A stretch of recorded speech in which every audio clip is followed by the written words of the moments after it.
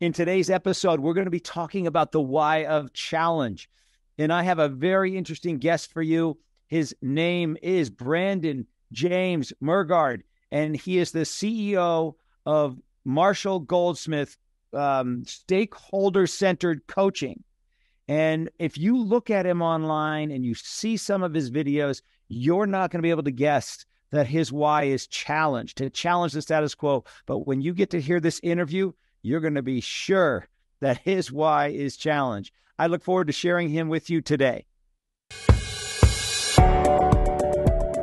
Welcome to Beyond Your Why podcast, where we go beyond just talking about your why and actually help you discover and then live your why. You see, we believe that knowing your why, that driving force behind every decision you make and every action you take, is the essential first step to really knowing yourself.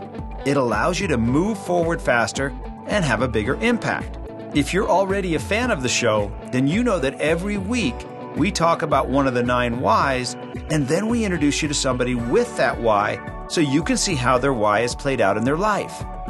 This show will be more powerful for you if you've already discovered your why. If you still need to do that, head over to whyinstitute.com and discover your why today. It'll only take you about 5 minutes. Now, let's meet today's guest. This week, we're going to be talking about the why of challenge, to challenge the status quo and think differently. So if this is your why, then you don't believe in following the rules or drawing inside the lines. You want things to be fun and exciting and different. You rebel against the classic way of doing things. You typically have eccentric friends and eclectic tastes because, after all, why would you want to be normal?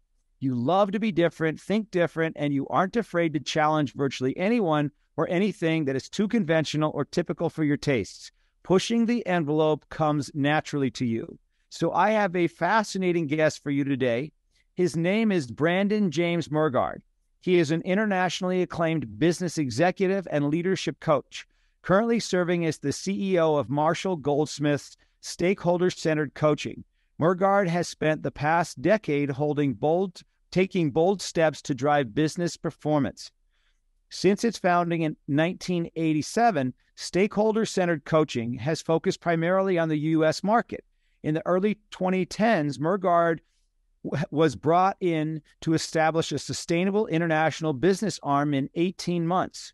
Within 5 years, he tripled their profit margins and earned the company multiple international awards for training excellence and thought leadership. He subsequently installed new teams in 5 continents to accommodate the expanding customer base in 110 plus countries.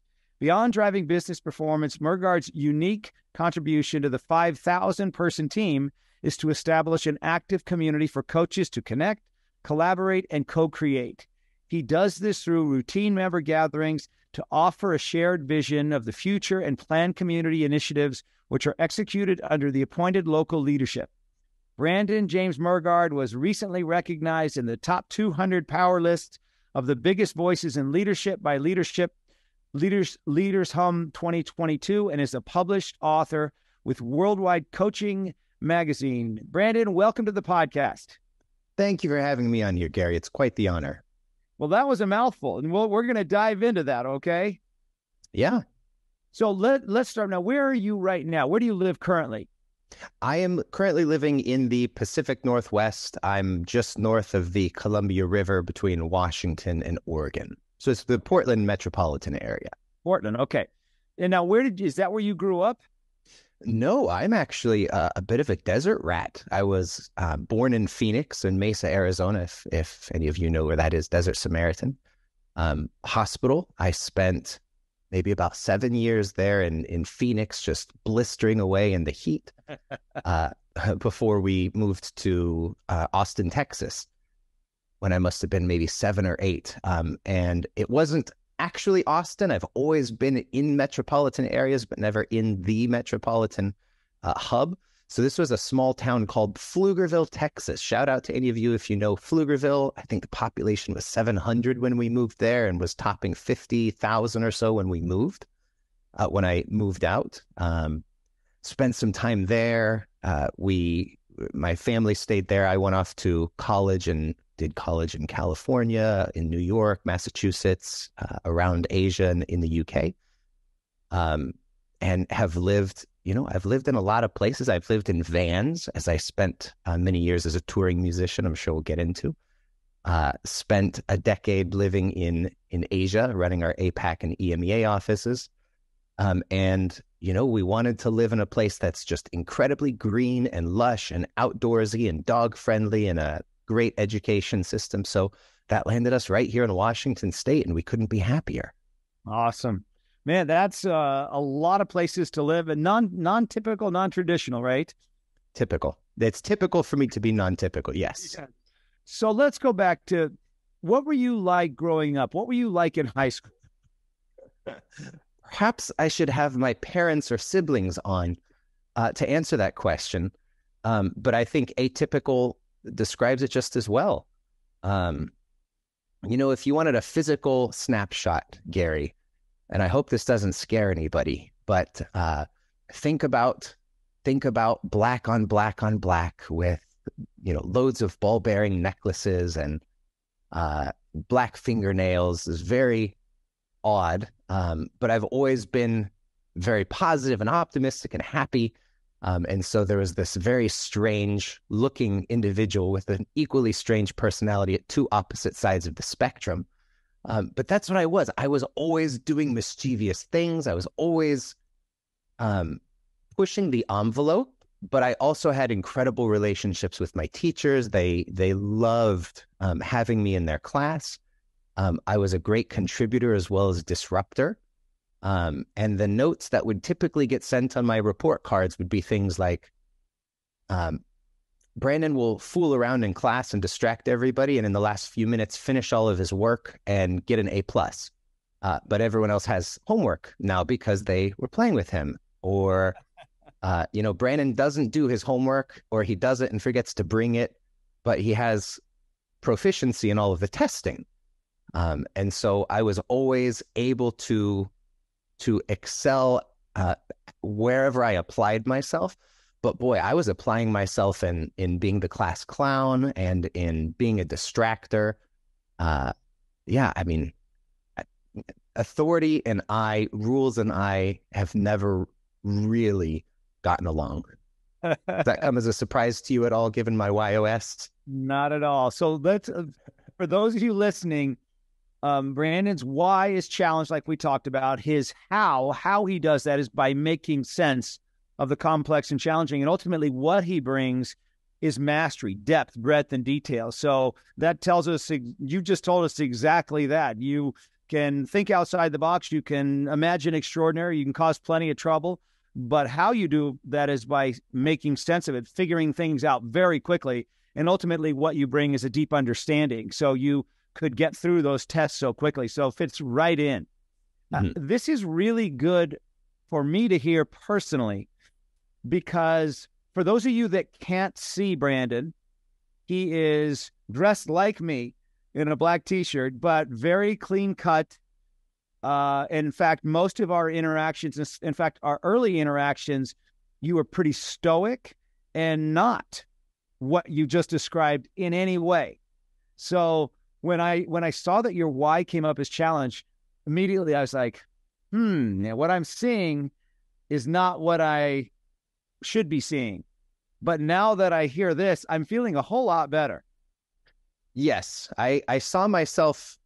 I mean, Gary, I shared this with you. When I read the report, my gut reaction is, these things are all phrased so positive, like challenge. I believe success happens when we think outside the box. Well, everyone kind of thinks that to some degree, right?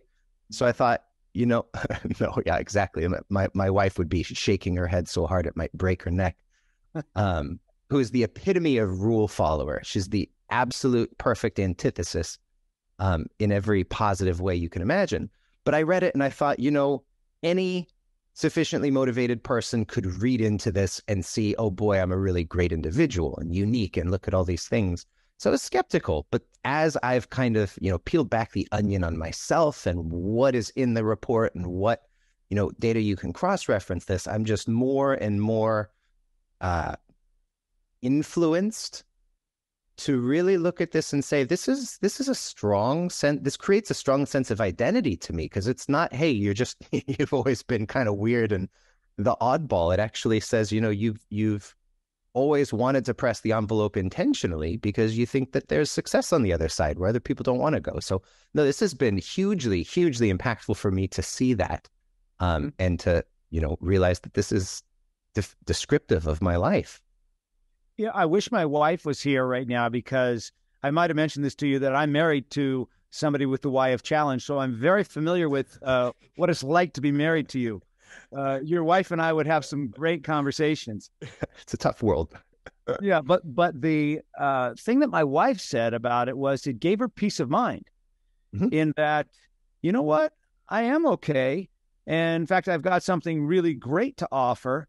And it really helped solidify that for her. And I don't know if you experienced any of that as well. I do. I would, because I know you value vulnerability, I'd say there's a sense of forgiveness that can come with this, to look at it and say, I have permission for my oddities, not just because they happen to have worked out, a few times, but to say, this is a strength if you balance it with people like great spouses, who can make us better, more well-rounded individuals. So I'd say there is some forgiveness that comes along with it, to let go of not being what people would consider normal, and celebrating your differences. Yeah, that's awesome. Okay, so let's go back. You in high school, you graduated. Were you, what kind of things were you into in high school? Oh, one thing, and that was guitar. Nothing else. College wasn't on my radar. Girls weren't on my radar, or I should say relationships. Friends weren't really on my radar. Every friend I had and have always had have had some, I'll say, project associated with it, because I love to collaborate. But, I'm also extremely rigidly pragmatic. And so those things didn't quite resonate with me. My summers were spent, I would practice 13 or so hours a day. And I was, this plays into mastery. Whenever I have found something I'm into, boy, like, it's going to be all I think about, all I dream about, all I talk about, my full identity. And so I was, through high school, I was making records. I was playing on the road on the weekends. Summers, I'd just sit and play. I'd keep guitars next to my bed. So before I'd open my eyes in the morning, I could just start getting in all of my movements. I would practice in cold weather, so that when you were actually warmed up, you just had better performance, sort of like swimmers, I guess, not shaving during training. So I the more I look at the results here, I see myself. So that was what I was into. I was into guitar. I was into writing. I was into performing. But another strange thing here, Gary, is I wasn't into being an artist at all. I had no business sense, but I still thought, the guys that sell their music is a very narrow band of people to sell to. They have to not only like your genre, they have to like your composition, they have to like your voice and your playing style and your band and your production. There's so many variables. And even early on, I thought, what if I was just a session player? What if I got paid to play other people's music? Like, shorter payment cycles, higher earning per hour, more predictability. And so I think we probably made 30 or 40 albums through high school. Played with some real class acts, got to do some recording for Slash from Guns N' Roses at a big show in Las Vegas. Invited to just massive events because of the people I knew. Because, people my age aren't pursuing music the way I was. That was mostly people 40s, 50s, 60s who are established, typically have the cash backing to be able to go and do these things. So I ran with mostly people in their 50s. It was always a project base. We'd play at fundraising events. We'd play at, all kinds of different venues. And every different style. The last year that I was playing music, we did one of my favorites, just a speed metal album. I was playing drums on that one, just, machine gun sounds all the way. We did some angry chick rock that I did production and guitar for. We did some kind of more mushy singer-songwriter type romantic songs that I did production, guitar, and vocals for. And I just loved to play music. And so I spent my time through high school in a recording studio or at school, and that was about it. Wow. That's I would have never guessed that one either. Okay, so so after music, then what was your first business, or did you go into business next? What happened after, and what was the thing that's maybe had you change courses away from music? Yeah, well, a lot of good questions in there. I'll try and hit them as we can, but those questions probably summarize most of the story. So um, I'll back up into high school, starting where business kind of came about was, if you were a musician, the pinnacle at that time of capability and competence was to become a music teacher. And so I went on to teach music. In addition to touring and recording, I taught music. And it's funny enough, the studio at which I was teaching back in high school, I think is now owned by by Marshall Goldsmith's son. I think it ended up growing and he ended up purchasing this really bizarre, connection. But this was back in Texas and his son is in Austin. And so, that was kind of where I got started, actually doing paying jobs that weren't performance-based. But we also had a recording studio. So I was finding bands, was bringing them in, helping them with their production, helping them with distribution. And I'm using terms I never would have used. It was like, hey, man, you guys play music. Come on over here. We'll make you guys famous. And didn't go anywhere. But that was a lot of fun. It was a blast to see kind of the backside of music and how it's made. And so I ended up going to college to do guitar performance. That was my first degree.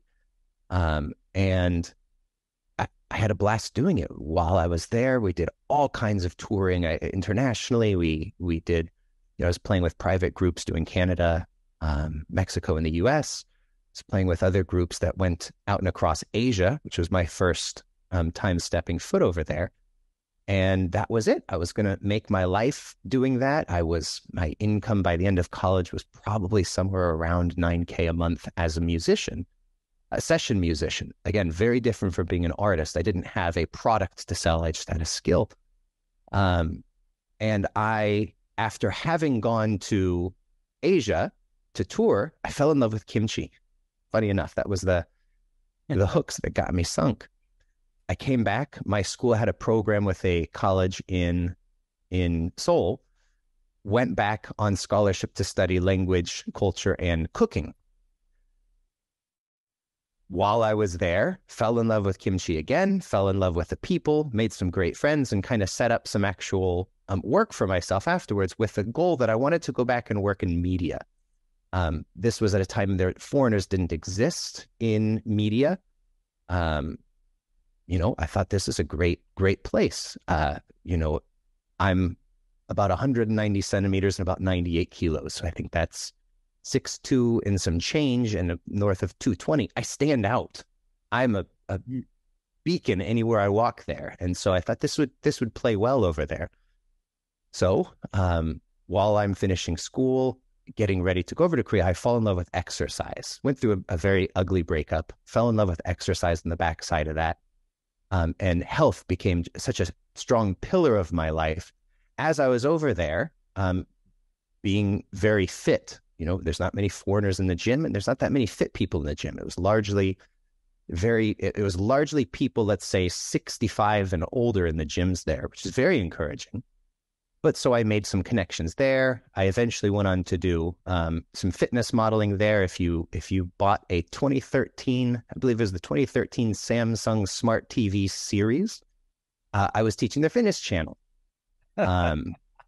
It's just, I've kind of fallen backwards into these things. And when I take a couple steps back, when I came back from my second trip to Asia, where I went to study, the day I came back, a group of students from that school who I had not met, but were at my school now studying business, met one of them, said, hey, let's go back to my place. Let's all go hang out. Let's talk about, our threats. This is your guys' first day here. It's my first day back. And we all went to the same school. She said, "Can I bring a friend?" Absolutely. Go grab her. I'm going to go get my car. I pulled my car around, have a guitar in the back, and I see this group of people who are waiting to go. Well, one of them happened to be very attractive. And I thought, we just came off tour. I know some songs in Korean. I'm going to grab my guitar, woo some people. Let's just see where it goes. Start going. Everyone's so excited. Oh, he speaks Korean. Oh, he can play and sing. This is cool. And one of them had their arms crossed looking off. When is this going to be over? When is this going to be over? And that became my wife. Yeah, just instantly, nothing that I was interested in. So being with her not really having that passion for music the way I did, and me just not really feeling tethered to any skill or any direction, I was pretty open. She was a business major. We talked a lot about business. Her English was way better than mine. She was helping me with paperwork I needed to turn in. And she had 6 months of school left when I graduated and was able to go to Korea to take on my next job. And so we were there, dated 6 or so years. We've been together now maybe 15 years or so. But so it was in being with her and being yoked to someone who just has, if you put $1,000 on the table and said, name me one artist or one song or one album or even one genre, she'd be completely blank. And so that fire just kind of slowly died out. The company I was working at, this is now the business. What was the transition into business? The company I was working at, I was not progressing the way that I had told them I need to progress to stay on, that I had worked for 4 years. I laid out a very distinct path and tracked that every couple months with all of my superiors. But it was drying up. And so I said, I need a change of career. There's not much here. Media isn't what I want to go into now. And so I was looking to go back and do my MBA.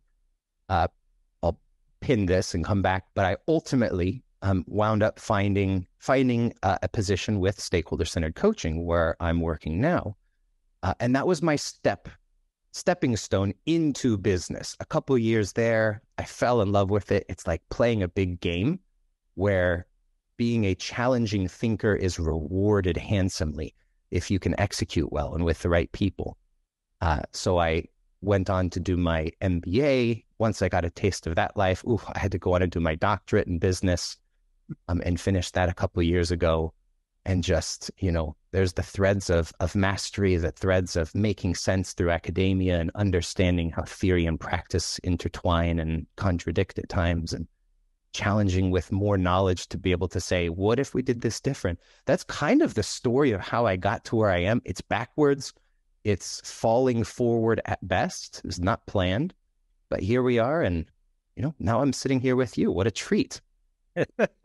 So you ended up in business just because you got tired of health and music, and your wife was involved with it. Yeah, I should say that the fire of music was dying off because the passion wasn't fueled nor rewarded. Gotcha. That's just environmental, nothing bad about that. But it was replaced by business, and the personal passion that took me there was knowing so many professional musicians who have great incomes, but knowing it's not predictable. Styles change.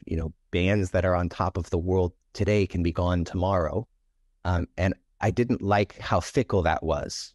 As a session musician, I enjoyed the fact that styles would always be commercializable. They're evergreen as long as they're adaptable. And I thought business is quite the same way. I've heard people say, if you know sales, you can work anywhere in any country, in any language, any industry, blah, blah, blah. And I thought that seems reasonable. What else is there? So that's kind of how it came about in a nutshell. So for the listeners, what is stakeholder-centered coaching? Stakeholder-centered coaching. It's a mouthful. That's what it is. Yes, it is.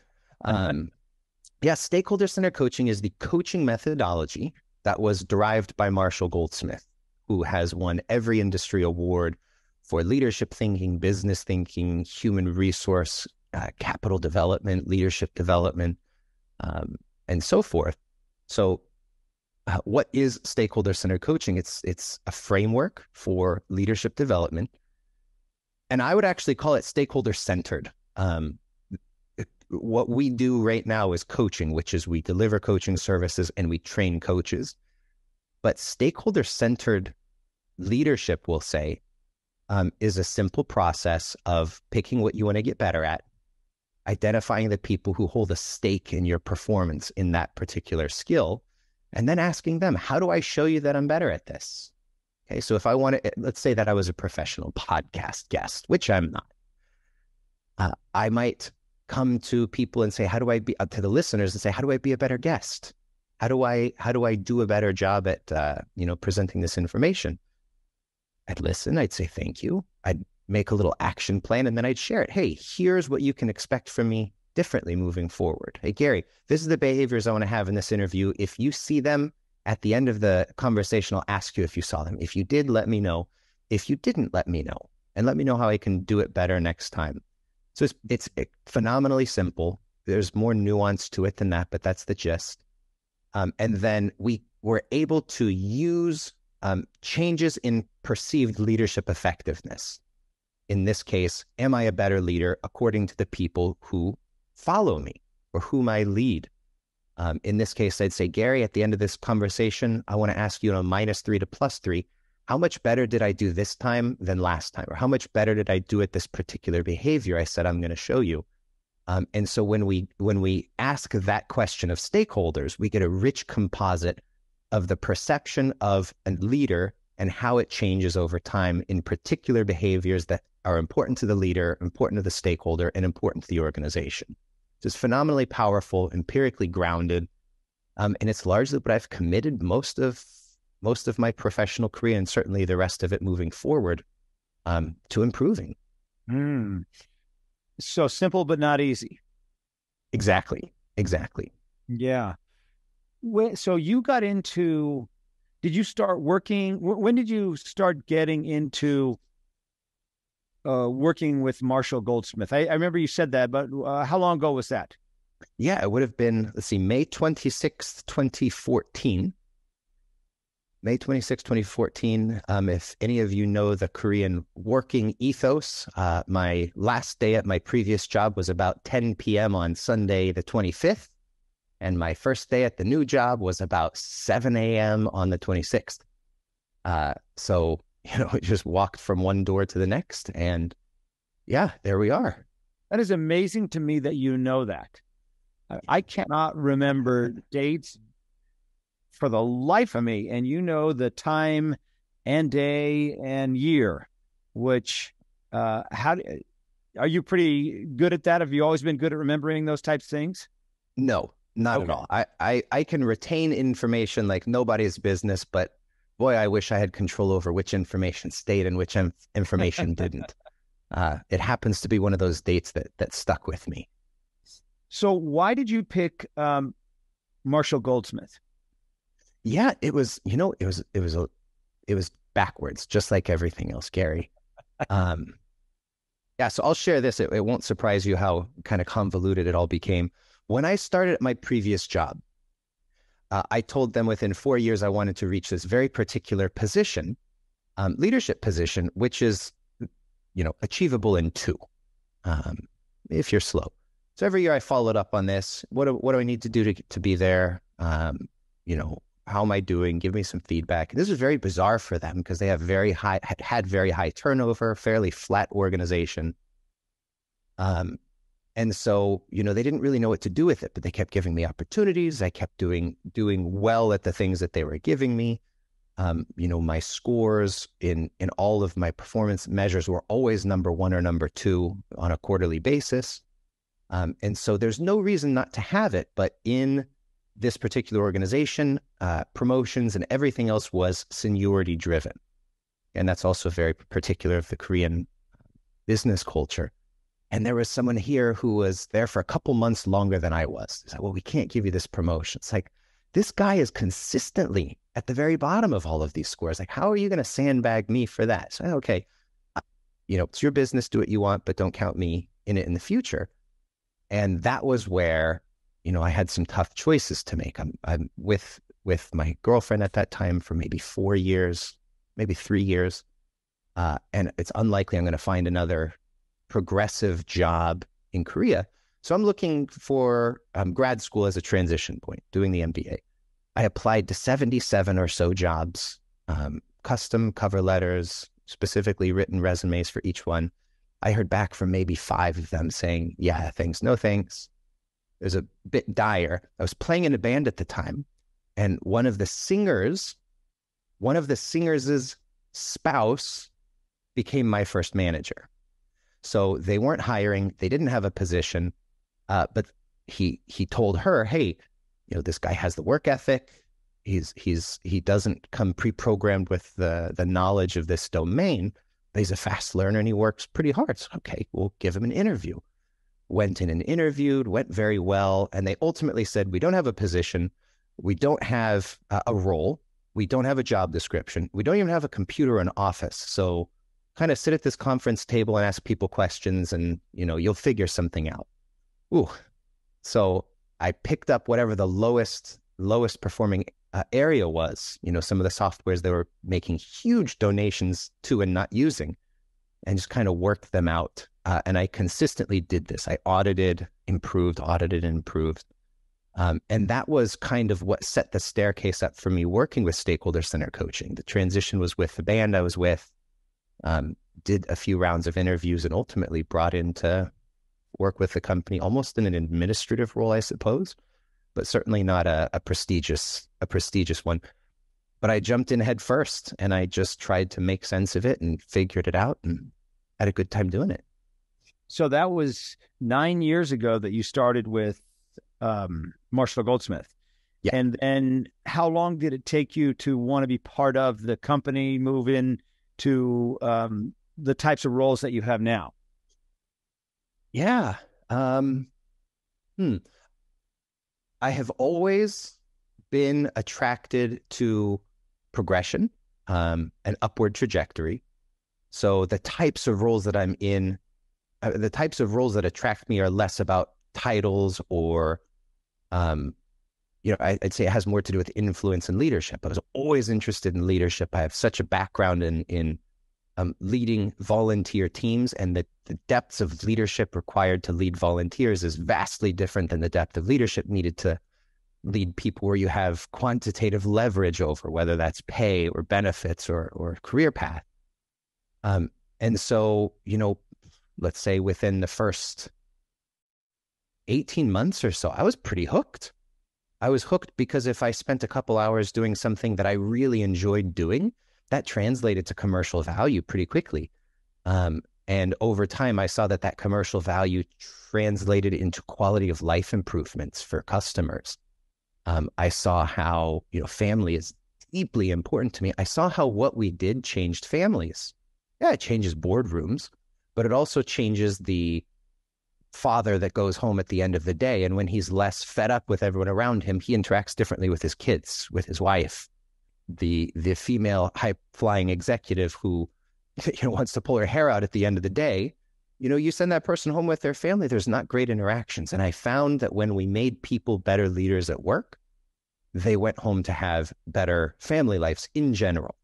And that was attractive to me. So I see that we can be a for-profit business with extreme commercial value. We can also be a social enterprise that seeks to actively improve the lives of our constituents. And oh, by the way, we happen to make great leaders out of this who do impactful and influential things in the world. Well, you're hitting my bottom line. I'm all about that. And so that was really the impetus to go and do the MBA, was to augment, that hour and a half I might spend on that task. Going beyond that was more just mastery, I suppose. Maybe some would call it foolishness or self-hatred, but yeah, that was, you know what I'm talking about. Oh, yes. Yeah, that's how I got here. Now, currently, what's your current position with Marshall Goldsmith? I'm currently the CEO. CEO, and how long did it take you to get to be CEO? It would have been about 2020, late 2020 when I picked up. So my general path was I came in to essentially administer coaching services and coaching support. So like customer support for coaches and, if there were services like assessments or something like that, helping with administration. And as we streamlined, as we codified the procedures, building help desks or whatever, I would notice other areas for improvement. One of the first big ones was with marketing. And so I got really deep into marketing strategy and then took on new skills like copywriting and things like this. Eventually that became sales, became customer support. And as we built this up, I had to bring people along to run each of these functions after I was done with it. So within a couple of years, I took over the entire certification business, which is the largest vertical at the time. And that was great. Those processes started bleeding over into what we were doing with clients, which is the big horizon. And so let's see, by about 2017 or 2018, I think, I took on the global VP of leadership development role, which meant I held on to the certification business and hired who is now my number two, Julian Mason, to be the director for that business unit while taking on what we were doing with clients. And so there, one of the big contributions was we went from selling one or two leaders in a coaching engagement. An organization calls us, we place a coach for one or two leaders. The last big one that we did in that business unit was we were selling in 5 digits. We were selling 10,000 engagements at a time over a 5-year rollout. And this was very bizarre in coaching. But we had such an attractive, systemized process with guaranteed and measurable results. Why would you not want that? And so, through doing this, through placing the right people, we had a restructuring. And through this, the founding partners, Chris Coffey, Frank Wagner, and Marshall Goldsmith came back and said, are you ready to run this thing? Probably not, but it's probably not going to kill me and it probably won't kill you guys either. So let's give it a whack. And it's been a blast. I love what I do. I love the people we do it with. In general, I think they love it too. And I think we're doing impactful things in the world. So that's my hope, is to keep on doing that. So when I mentioned this at the beginning, when I first got on a Zoom call with you, or I first looked at your picture before I got on the Zoom call with you, I would not have picked challenge. Why is that? Because you don't initially give off the impression of thinking outside the box. It's more thinking inside the box, more structured, more conservative. Whereas now that I'm hearing your story, it's quite different. I had this same type of conversation, believe it or not, with Magda Mook, who is the CEO of ICF. ICF, yeah. So she just went through and discovered her YOS, and her Y is challenged just like you. And then I watched a couple of her videos online, and I looked at her picture, and I was like, I don't know, man. I'm not so sure about this. And then when we got on the call, it was almost like what we just went through here. So she said, that's me to a T. I don't follow the rules. But I couldn't tell that based on the interactions that I had with her. So in your role, do you feel like you're able to be free to be you? Or do you feel like there's a certain way you need to act to be the CEO? Or how does that feel to you? Yeah, I think it's a little bit of all those. There are expectations that need to be met, but they don't have to be met the way that people are expecting them, for example. We can come to work and have fun. We can come to work and enjoy what we do and have great results while also having the autonomy to explore. So, some things that we do with challenge, for example, that I try to put into our culture is the culture of failure. Like, hey, try this. And in the worst case, it explodes in our faces. No one's going to die. Worst case, we look a little goofy. But what's the real damage? What's the upside if we do succeed?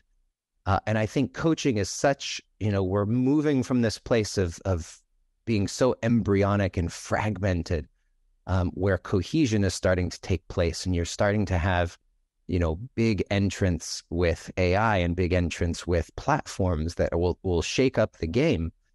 But I think there's more to it than that. I think there's still alignment between the AI and the platforms and traditional coaching. But also, if you look at stakeholder-centered coaching itself, it's also very bizarre. Coaching is generally me and you sit down in your office, we close the door, I start off with, what are we going to work on today? And then we putz around for a bit. I am inclined and incentivized to make you like me and feel good about our time together and make sure that I'm employed here with you as long as I can. Stakeholder-centered coaching doesn't do that. It says, Gary, I want to be gone in 12 months. I never, ever want you to need me again. I'll be here, but I don't want to have our sessions again after 12 months. After that, I want you to know what we were doing together, be able to do it by yourself, and I'll give you the tools and support to keep measuring it for the rest of your career. That's a bizarre proposition. By the way, we're also going to tell everyone what you're working on, and we're going to ask them how you get better at it. I don't need to be the expert. They will have the expertise. It's already in your leadership ecosystem. We just got to source it. We got to mine it out. That's very bizarre. We're going to share your action plan with everyone. That's bizarre. We're going to measure from their perspective. And if they see you as a better leader, well, guess what? You happen to be a better leader simply because leadership is a factor of people's willingness to be led. And if they see you as a more effective leader, well, guess what? That's going to translate to the right results, assuming you have the right people in the right seats in the first place. So I think, being involved in coaching, relatively traditional service born out of consulting and therapy and mentorship and everything else, to have stakeholder-centered coaching mutate the way that it has from the rest of the pack is bizarre. And I think we can drive it even further. And I think we can partner with the newer entrants. I think we can partner with the legacy people to really make something beautiful in terms of improving leadership and improving the lives of the leaders who show up every day to do their thing. I love it. Love what you're doing. It's something to me while I've been listening to you, because oftentimes leaders with your why of challenge struggle with how to incorporate leadership with the why of challenge. How do I do that? For example, I worked with an ophthalmology group, a big ophthalmology group in Oklahoma, and the CEO, who's an ophthalmologist, has your why of challenge, but he doesn't show it at all in any way, in the way he dresses, in the way he connects and communicates with his team.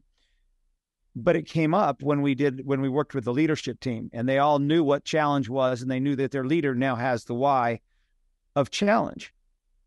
And so I was speaking at an event recently in LA, and they were there, and I asked him over a couple of cocktails, he and his business manager, that question. I said, how did the why of challenge feel to you? And he goes, oh my gosh, that's me to a T. And I said, but I don't see it in any way. And his office manager chimed in and says, when he shows it, that's when he does his best, but he doesn't show it very often. So you have a unique perspective on that, and you've incorporated it. I really like the way you've incorporated it in what you do. And that's another area where it would be very valuable to continue this discussion on how to have that why and lead. Yeah. I won't claim any expertise, and, given my background, I think it's abundantly clear that very little of what we do is forward planned. So I don't want it to sound like this was intentional, but we have a lot of specialists. And the nice thing about specialists, and I'm very much a utility player. I'm a generalist through and through, until I need to be a master at something. I go really deep, pop back up, clear the RAM, move on. Music is a good example. The nice thing about that separation from specialists is you can't really tell them what to do, but you can challenge purely out of ignorance. So I can give a big, let's say, direction and say, hey, coaching in general, certifications in general are a earn through attendance model. Moving higher in your certification is generally a pay to play game. You buy the higher certification. So what if we flip that around? What if anyone who got certified with us had to earn their spurs by actually proving that they can do what they want? How would we go about that? I said, have to have this discussion. And then we go layer by layer until we get to operational. It's like, okay, you guys bring the proposal, how each of these functions would run. And then let's stress test it. So for me, I mean, key skills that I use with challenge: scenario analysis. Well, what happens in these two cases? Which direction can we go here? Which directions can we go here? Sensitivity analysis. What's the likelihood that one of these two actually happens? Cost benefit prediction. If this happens, what's the potential upside? What's the potential downside? And none of this that I'm doing is scientific. It's, largely intuitive. But I love, let's say, the entrepreneur's operating system, the EOS model from Gino Wickman. I think the visionary integrator relationship can be so, let's say, supportive to someone with this why, because you need someone who's going to lead rigidly from logic, which would allow me to lead rigidly from intuition while supporting with data, because I'm not making these things up, but I can extrapolate further than perhaps we can know, and then support it with my general sales capability. But with that kind of buy-in plus a really good number two who can make sure that the things that need to get done, that's a winning combo. And I think we've done a good job fortifying that internally. Not perfect, and it wasn't planned, but that's kind of, what enables me to live challenge as a leader. Yeah, for sure. So what's next for you? What's next for Marshall Goldsmith? Where are you driving things as the CEO? Yeah, there's two big contributions I want to make, and I hope that we can do it, because I do believe there's immense benefit for all parties if we can stick the landing. But I also want to bring others along for the ride. I think we can do a lot more together than we can individually, and coaching has been so much individual. So two things I want to do. Number one is community. I've mentioned we have big entrants with AI and with platforms, companies that have hundreds of millions of dollars invested in R&D. We're not going to be able to compete there. It's just not going to happen. Nor do we want to. We have a great system that is run by the leader. The coach is just a facilitator, right? You don't need a coach. It's the first thing I tell clients: you don't need a coach. I'll tell you what to do. The reality is you're not going to do it. That's why you might want a coach. So one of the big things is community. I have personally had the CEOs of these AI companies and these platform companies call us up and say, hey, we've got the clients, we've got the budget, we've got this and that, but we're lacking the coaches and we're lacking a systematic process so that we can report back to the client what's actually happening beyond just usage stats. Okay, well, what you've got a great model, tons of money. How much do the coaches make on this? It's like, well, they'll make $1 or so per minute. Okay, well, what quality level of coaches are you hoping to get? Because you're not going to get very good ones with that. But if we can have a community, I won't use this word. If we can have a community, a group of coaches who can be deployed to large organizations that have leaders in China and Australia, the Middle East, Europe, and in the US, for example, we can say, we can tell you what everyone's working on. We can tell you who's getting better and who isn't, which stakeholder group, whether it's peers or direct reports or managers, who's actually seeing the change. What are people working on? And then from a composite level, what is your finance team largely struggling with? What is the Australia office struggling with? You want to do an assessment of your whole high potential team so you can see on a 5-year timeline which bottlenecks are going to start showing up in your lower leadership ranks and eventually your upper leadership ranks. We can do that today, and we can do it from a cost leadership perspective, and we need a community for that. Okay. Mm-hmm. So the organization has spent the last, however many years raising up this army. It will be my job to create cohesion and mobilization for that army. which will have impact on, with, and for these other big entrants. And the second is research. Being so involved in the academic side of things, every paper, as all research papers do, say, here's what we need to study further. Here's what we know and what we don't know. And they're all saying we need to have engagements where you can compare one engagement to the other. I call this cross-engagement comparability. Can I compare my last 10 engagements, Gary, with your last 10 engagements? If I can't, at best, you can research Brandon and his implementation. But if I can compare mine with yours, now we've got rich data. Well, boy, if we can push that across 5,000 coaches, we can get serious information. So 2 areas of knowledge gaps in academia is, or let's say lack of consensus, is what is the desired outcome of coaching. Those with a psychotherapy background talk about well-being. They talk about quality of life. They'll talk about mental constructs. Those in consulting backgrounds are looking at things like ROI, in mentorship and therapy and all these different fields. Everyone's got a different perspective. Ours is, you're a better leader when people see you as a better leader. It has very little to do with you. It has to do with your behaviors. And this is backed up by Alan Mulally, who calls it showtime. If you're a leader, you're paid to show up and behave a certain way. You're not paid for how you think about it, how you feel about it, how you slept last night, how things are going at home. You're paid to behave a certain way, period. We can augment that. And stakeholder-centered coaching is, to my knowledge, the only one that looks at those outcomes and measures them the way that we do. So that's one area. The second is, what are the active ingredients that predict those outcomes? Marshall did an incredible study in the mid-2000s called Leadership as a Contact Sport, 88,000 leaders. And what they essentially did was, after 12 months of training, they went back and did our assessment with these leaders. Has your leader gotten more effective? -3 to +3. Score it. And we asked another question: to what degree had they followed up with you on what they're working on and how they're trying to improve? And there is a very tight correlation between follow-up and changes in perceived leadership effectiveness. We know that on a 12-month model. Because these studies have been so impactful, not a lot has been studied since 2005. It's the same study has been replicated at GE Capital. It's been replicated in other professional circles. The same results: 95% of leaders who follow up are seen as more effective within 12 months. And that's without a coach. Okay. More research needs to be done. You maybe can't see here behind me, but I have a whole map of potential mediating and moderating variables associated with that on a longitudinal timeline that we're doing a big study on right now.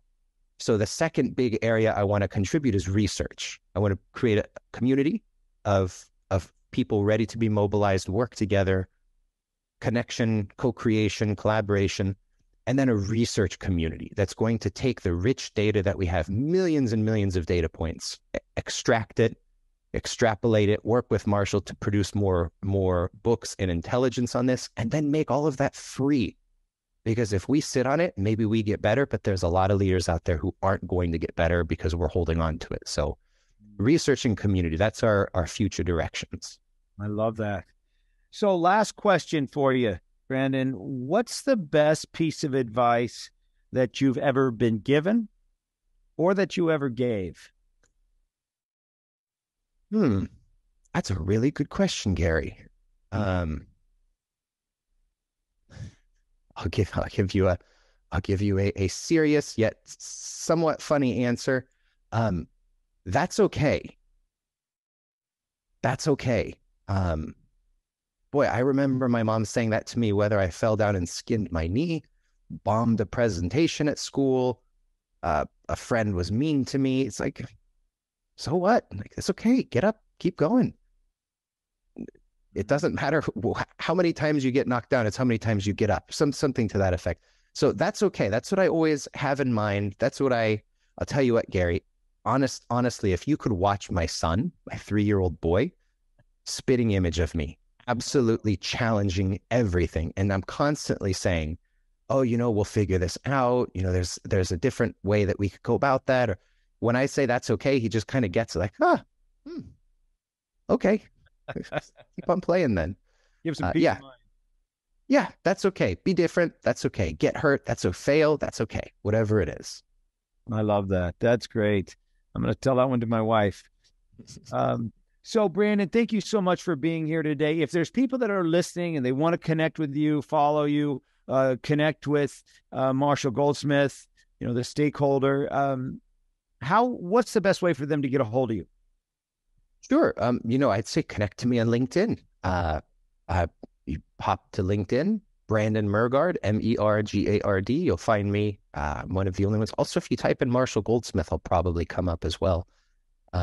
That's a good way to follow. We also have the podcast Conversations with Coaches that you can get from our website, mgscc.net, Marshall Goldsmith, Stakeholder-Centered Coaching, mgscc.net. Follow along there. We have a great interview series with a number of our coaches as well. And Gary, can I say one last thing actually before we sign off for anyone who's listening? Something I didn't get to share so far, but I wanted to share with you personally is how much this YOS, yes, it helps business. Yes, it helps prospecting. Yes, it helps messaging. Yes, it helps all the things that you want to fix. This has helped me individually. It's helped my marriage and it's helped my parenting style. And specifically the how of make sense. I have learned so much about myself with those two words, make sense. I understand my triggers for being frustrated, my triggers for being happy. I find my high points of energy in the day, low points of energy. I find the things that make me feel creative and the things that make me feel crummy. I've communicated that with my wife, with my kids, with my extended family, with my friends, neighbors, and community. And the quality of life improvements at home have far exceeded the impact professionally. But you already know that this is immensely impactful professionally. So I wanted to say thank you to you, to Dan, to the team who has put this together, because I'm just telling you, I'm living a better life having taken this. And I would definitely encourage anyone else who's on the fence about it to just take it, because it really makes a difference. So thank you to you, Gary. Oh, thank you so much for saying that. And you're not a newbie to all this. You're not somebody who doesn't know about other assessments or ways to evaluate yourself. So that means a lot to us. Thank you. And it's always great to hear that. And I look forward to us staying in contact, and working together, because hopefully we'll be doing more and more stuff together. Absolutely. Absolutely. Well, Gary, thank you so much for having me, and thank all of you at home for listening and tuning in. I really appreciate it. Awesome. Thank you so much for listening. If you have not yet discovered your why, you can do so at whyinstitute.com with the code podcast50. It'll allow you to discover your why at half price. If you love the Beyond Your Why podcast, please don't forget to subscribe below. Leave us a review on whatever platform you're using, because the more reviews we get, the more we can bring the YOS to the world. I'll see you all next week. I really hope you enjoyed today's episode, and that through today's guest, you heard how important it is to know your why and how impactful it can be in your life and the lives of those around you. Be sure to head over to whyinstitute.com and discover your why today. Remember, the more you know about yourself, the more you'll know about others. I'm Dr. Gary Sanchez, and I'll see you on the next episode.